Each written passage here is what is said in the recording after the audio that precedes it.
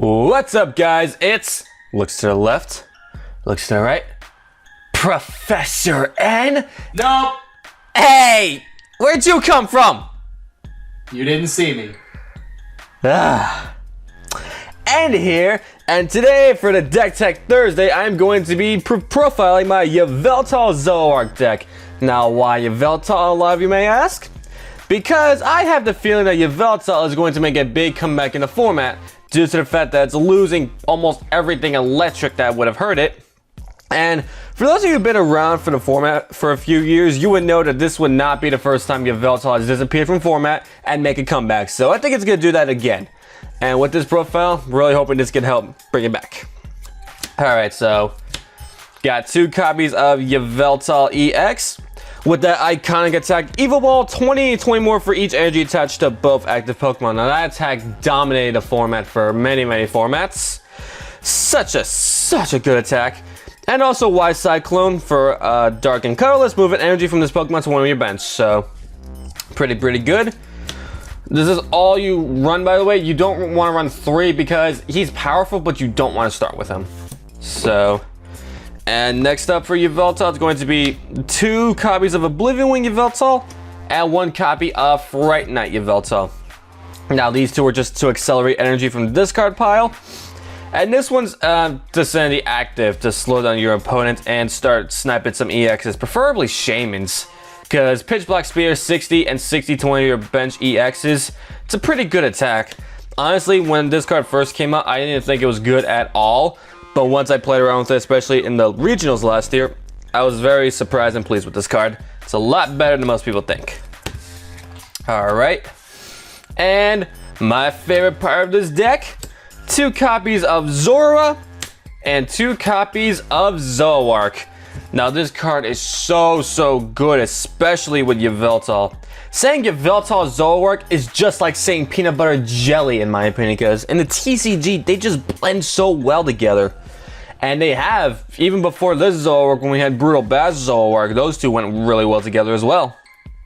And why does Zoroark is so good? It's because it got the ability Stand-In, which is basically Keldio's Russian, to where you can switch this to with your active. So if you have like a damaged up active and this is on your bench, you can make that your active. And also Mind Jack is a super powerful attack for a double colorless 10, and it does 30 more for each of your opponent's bench Pokemon. So that damage adds up really quick. And with that, I also run 1 copy of Zoroark Break since we are messing around with dark energy in this deck, and I figured this would be a good one to run for just copying any powerful attacks that you might be facing, because with this format there's going to be a lot of heavy hitting attacks, and being able to copy them for a single energy is just too good to pass up in my opinion. And last up for the Pokemon lineup, we got 2 copies of the Meta Shebe EX. Almost can't run a deck without Shebe, just too good. Set it, draw up to 6. Man, that'd be so broken if you could draw 6 with that, regardless of your hand size. But yeah, just 2 copies of him. A little expensive, but gotta run him. No real way around it. And now we're gonna go into our supporter lineup. Just the standard 4 copies of Professor Sycamore and 3 copies of N. This N right here is my pride and joy. I just wish I had more. But tis okay, this is my gem. So just your standard lineup for supporters: Sycamore, discard your hand, draw 7, and both players shuffle a hand into their deck and draw for each prize they have. So start of the game, you can draw up to 6 cards with this. And now for my 1-of supporters, I run 1 Lysander, 1 Ninja Boy, and 1 Hex Maniac. Hex Maniac just shut off any bothersome abilities. Ninja Boy, in case I start off with the wrong start, like say Yveltal EX or Shaman EX or even Zoroark, play a Ninja Boy and get the start you want, preferably one of the regular Yveltals. And Lysander, obvious reason, just to bring out a Pokemon from the bench to knock it out. And that does it for our supporters. Now next for items, going to be 4 copies of Ultra Ball and 4 copies of VS Seeker, standard stuff. This is the lineup for basically any deck that you would play. Ultra Ball, you just discard 2 and get any Pokemon that you want.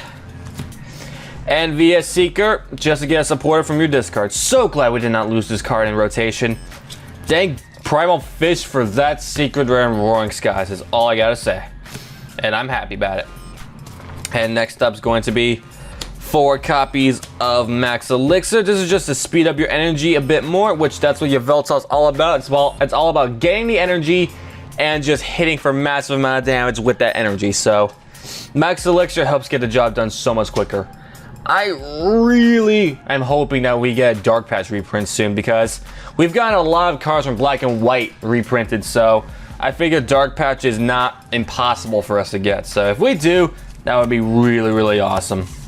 Because that would definitely bring Yveltal back to life in the standard format, without question. Alright. Next up we got 4 copies of Trainer's Mail. Standard stuff. Just look at the top 4 cards of your deck. Take out any trainer you find there except Trainer's Mail and put it back to your hand. That's kind of lame that you can't search Trainer's Mail with Trainer's Mail. But oh well. What can you do? Alright. Next up here we got 3 copies of Fighting Fury Belt. Now this is probably one of the best cards that Yveltal could have gotten, because it increases damage by 10 and increases the HP by 40. So basically you're giving Yveltal Mega EX health, which is really, really awesome, while dealing that extra 10 damage. And trust me, with Yveltal building up all the damage he does with all the energy, 10 damage could actually really help. And honestly, so many times when I have played with Yveltal Zoroark, 10 damage has been the difference between a game and me losing. Difference between that final amount I needed for a knockout. So don't underestimate 10 HP, and definitely do not overlook up gaining 40 HP. So I mean 10 damage. Did I say 10 HP? Wow. What is wrong with me today? Alright. Now I've got next here 2 copies of Floatstone. The Floatstones are mainly to attach to your Zoroark. So when you do his stand-in, you could also retreat for free into anything else you would want, or you could just go with the Zoroark. But the Floatstone gives you that option to just do a Kelly where you rush and retreat, so stand and retreat. And that is why I run it Floatstones. And now for my one-of item cards, I run 1 copy of Energy Switch. I almost said Item Switch, and I really don't know why.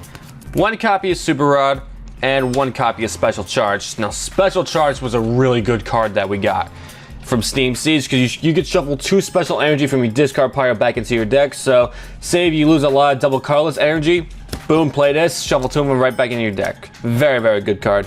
And Super Rod's become kind of a one-of staple in a lot of decks. You play it, you shuffle either Pokemon or basic energy into your deck, but it's got to be 3 total of either one. So, still very, very good card. I may replace this with Karen once we get it, because of the fact that the mini Yveltals could just get the energy from the discard back to your Pokemon anyway. So I don't know, I'll just have to see when we do get the Karen card.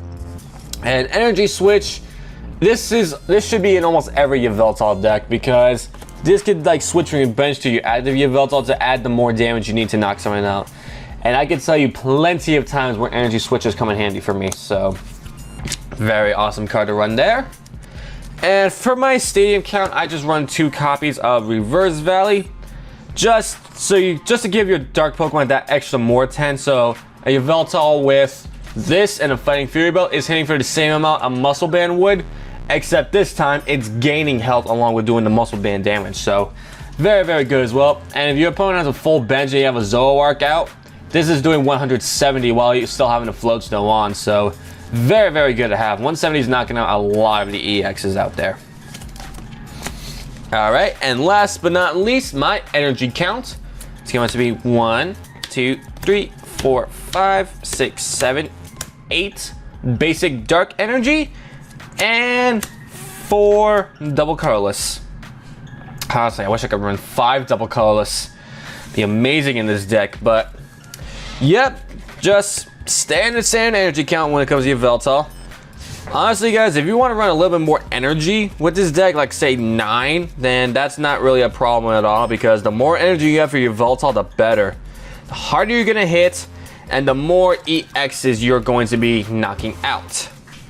So yeah, that about does it for Yveltal Zoroark, a very iconic deck for me. All of my major wins that I've ever gotten have been because of Yveltal Zoroark. Whether it be my first league challenge, I got a 2nd place. The cities that I made top 4 in, and also last year's regionals where I made 88th place out of like 300. So anything marvelous that I've done in Pokemon TCG competitive has been because of Yveltal Zoroark. So very, very special deck to me. Hope you guys enjoy this, and hope you guys are gonna stick around tomorrow where I go take on ProfessorK's Mega Audino deck, and hopefully I can keep on winning because my streak is not good right now. Hey, who knows, maybe this deck could pull through for me once again. So if you like this video, be sure to leave a like, comment, and subscribe if you are new to the channel. This has been, okay, he's gone now, Professor N for the Pokemon Evolutionaries, and I'll catch you guys later.